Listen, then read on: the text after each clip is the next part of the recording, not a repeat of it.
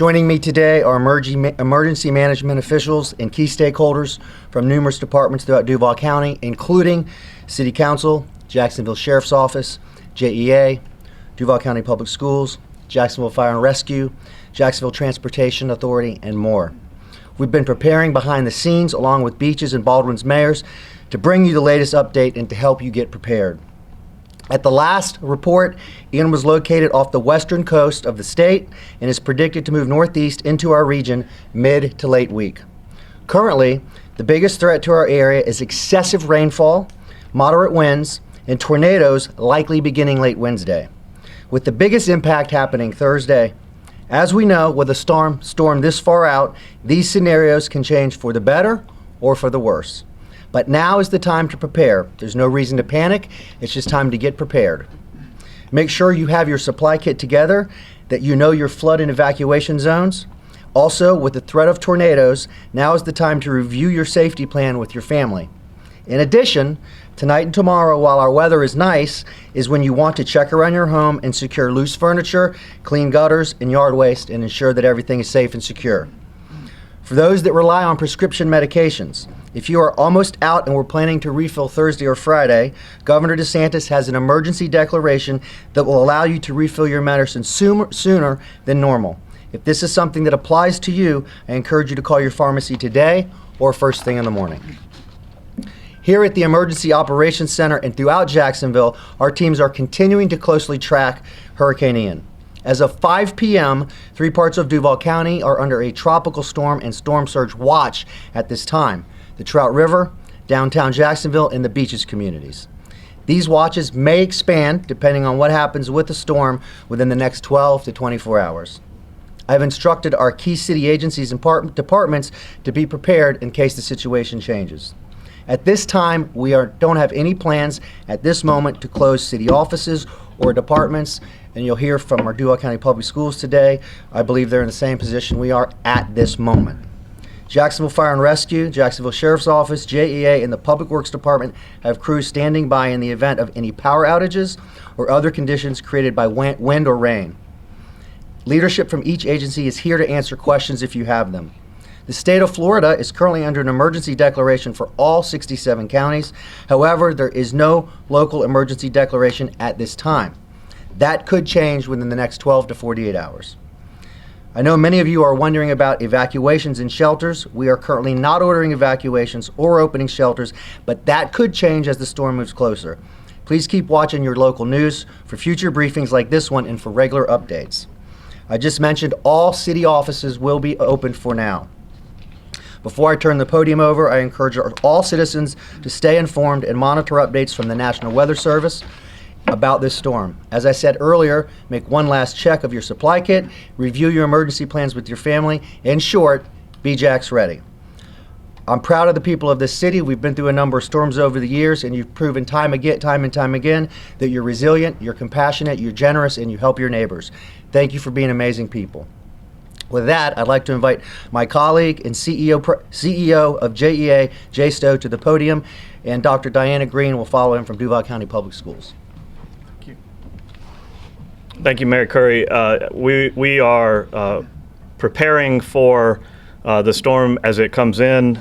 We have encouraged you, as the mayor just did, to prepare yourself and get ready for what may come.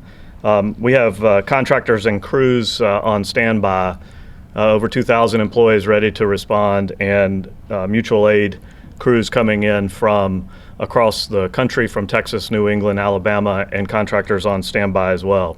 We prepare for this annually, and over the last 3 or 4 days, we have ramped up the Emergency Operations Center, coordinating with the city to be sure that we're able to keep the power on as long as we can and to support it whenever there is a problem. We are prepared as best that we can be and ready to respond to your needs. Our offices will also be open. Our lobby will be open and call center will be open for anything that you might need in the meantime. With that, thank you.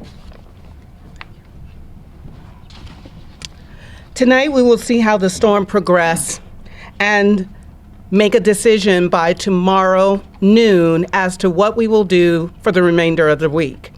However, tomorrow will be a normal school day. I do want to remind families that this Wednesday is already a scheduled early release.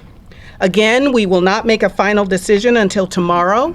However, one thing we are considering is releasing students 30 to 45 minutes earlier than each school's normal early release time. I want to share that now so that families can begin to make contingency plans for school changes as early as Wednesday. But again, we will announce our final decision by noon tomorrow, and school will be as normal tomorrow. Thank you.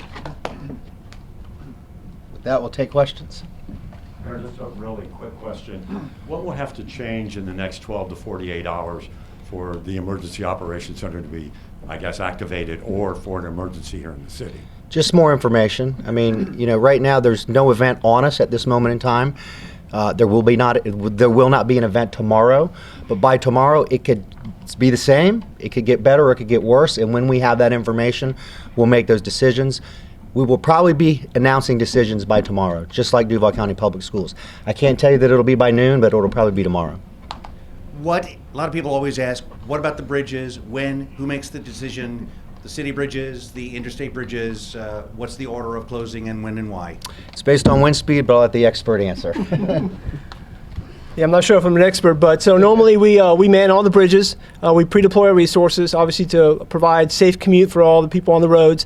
And normally it's about 40 miles an hour. Now the high bank trucks and stuff are a little bit different. We obviously discourage them from going across the bridges because they are a wind hazard. But we have wind meters on all the bridges, and we'll make sure that nobody crosses them when they're not safe.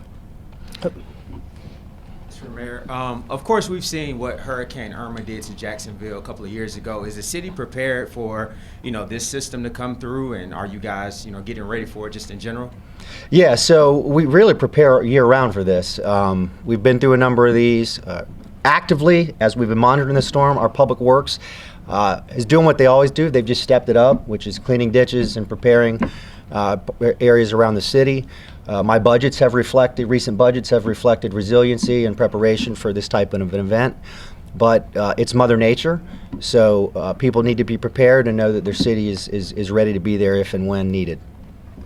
Mayor, on that same line about Hurricane Irma, that took a lot of people by surprise, the way this storm is coming in as well, particularly with the river, the St. Johns, all of the flooding that occurred. Now we've had so much construction or is going along the St. Johns right now, particularly downtown, and I know you're building up some of the bulkheads, but some of them have come down as well. What are you expecting to happen down there, and what about the Orley? It's docked down there now too. Is that a concern? John, I'll let you.